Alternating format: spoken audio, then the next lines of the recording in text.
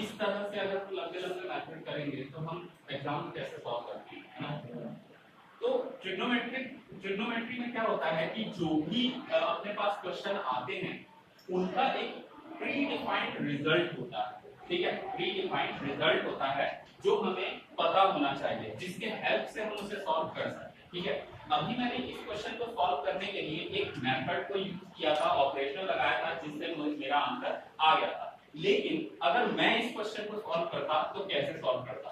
अगर मैं इस क्वेश्चन को सॉल्व करता तो मैं इसको सिंगल स्टेप में सॉल्व करता, और वो कैसे करता? मुझे पता है कि अगर sec theta plus tan theta की अगर कोई वैल्यू a दी हुई है तो जो रिजल्ट आएगा वो रिजल्ट हमेशा क्या होता है? a स्क्वायर प्लस 1/2a होता है, ठीक? तो मुझे पता है a की वैल्यू यहाँ पे क्या दी थी? sec theta plus tan theta is equal to 5 given था। मुझे पता है इसका रिजल्ट जो होता है वो a स्क्वायर प्लस 1/2a होता है। तो अगर मैं यहाँ पे रखूं a स्क्वायर यानी 5 का स्क्वायर प्लस 1/2 into 5 रखूं तो यहाँ पे 25 प्लस 1/10 आएगा, यानी 26/10, ये आ गया 13/5 आ गया। और ये थी वैल्यू किसकी? sec थीटा की वैल्यू थी, तो cos थीटा की वैल्यू क्या होगी? 5/13। ये मेरा समझ गए? अब मैं बताऊंगा आगे बढ़ते जो चीज है उसको एक्सप्लेन तो करूंगा ही। ये मैंने बताया कि अगर ऐसा क्वेश्चन आता तो मैं कैसे सॉल्व करता इसको, ठीक है ना? तो ये जो चीज थी ये क्या थी? ये रिजल्ट था, ठीक है? उस प्रोग्राम का, उस ऑपरेशन का ये जो है ये रिजल्ट है, और ये प्री डिफाइंड रिजल्ट है जो मुझे पता था। और अगर जो तुम्हें पता होगा तो तुम भी इसको इस तरह से सॉल्व कर सकते हो, क्लियर है? तो अब मैं इसको बताऊंगा कि ये चीज आई कैसे, ठीक? ये लिख लें और समझ लें। अब कर दूं? अरे नहीं तो करो।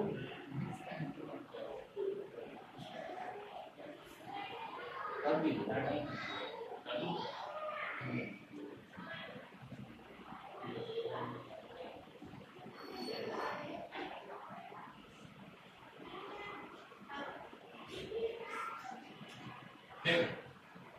मैंने क्या कहा? हमारे पास एक आइडेंटिटी है, और वो आइडेंटिटी क्या है? sec theta plus tan theta into sec theta minus tan theta is equal to क्या होता है? 1 होता है ना?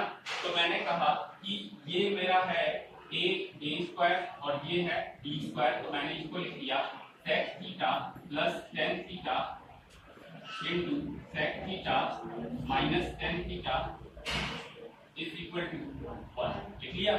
क्लियर है? अब मैंने कहा कि मैं sec theta plus tan theta और sec theta minus tan theta की वैल्यू लेट कर लेता हूं। मैंने इसका वैल्यू लेट किया a, और इसकी वैल्यू मुझे क्या लेट करनी पड़ेगी? 1/a। तभी तो ये कट के किसके बराबर आएगा? 1 के बराबर आएगा। क्लियर है? तो मैंने ये कहा कि sec theta plus tan theta is equal to a है, that is my first equation, और sec theta minus tan theta is equal to 1/a है, that is my second equation. Clear? मुझे sec थीटा की value चाहिए। मुझे किसकी value चाहिए? sec theta की वैल्यू चाहिए। तो मैं इसको tan को रिमूव कर दूंगा। यहां से मुझे क्या मिलेगा? 2 sec theta is equal to a plus 1/a मिलेगा, और a प्लस 1/a करने पे मुझे जो रिजल्ट मिलेगा वो क्या मिलेगा? a स्क्वायर प्लस 1 मिलेगा। तो यहाँ पे आ गया a स्क्वायर प्लस 1/a आ गया। तो यहाँ से sec थीटा बराबर a स्क्वायर प्लस 1/2a नहीं आ गया? तो यही चीज तो थी जो मुझे पहले से पता थी, समझ गए? तो ये चीज मुझे पहले से पता थी, है ना? तो मैंने सीधा देखा कि sec theta plus tan theta equal to 5 दिया है, मतलब sec theta plus tan theta equal to a है। तो sec theta minus tan theta 1/a होगा यानी 1/5 होगा, है ना। और मुझे पता है अगर ऐसी वैल्यू दी है तो sec थीटा की वैल्यू क्या होती है, a स्क्वायर प्लस 1/2a होती है। तो a की वैल्यू गिवन है, a की वैल्यू पुट करो, हमारे पास आंसर आ जाएगा। उससे cos आ जाएगा, cosec आ जाएगा, sec आ जाएगा, tan आ जाएगा।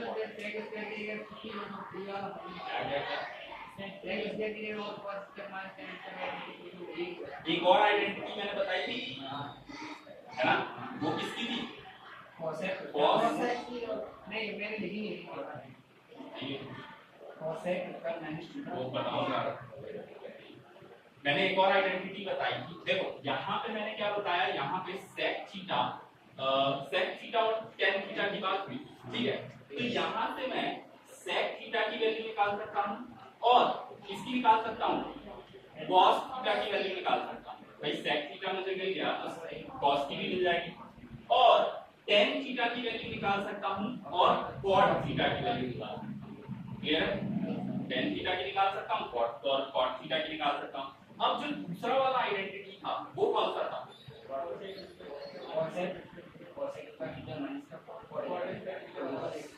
हाँ, तो वहां से मैं cosec की निकाल सकता हूँ और sin की निकाल सकता हूँ, ठीक।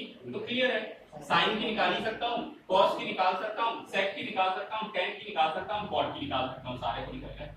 बचा क्या, कुछ बचा, समझ गए। तो इस तरह से ऐसे टाइप के जब भी क्वेश्चन आते हैं तो हम कैसे सॉल्व करते हैं चीजें पता चल गई, है ना। तो ये तो था इसका शॉर्ट ट्रिक, क्योंकि ये इसको हम कहते हैं रिजल्ट, ठीक है। जो हमने ऑपरेशन किया उसका रिजल्ट मुझे अगर पहले से पता है तो जैसे ही मैं क्वेश्चन देखूंगा मैं डायरेक्ट इसमें पुट करके उसकी वैल्यू फाइंड कर लूंगा, मुझे पूरा रिजल्ट पूरा प्रोसेस करने की जरूरत नहीं। समझ में आ गया, आगे बढ़े। तो ये था एक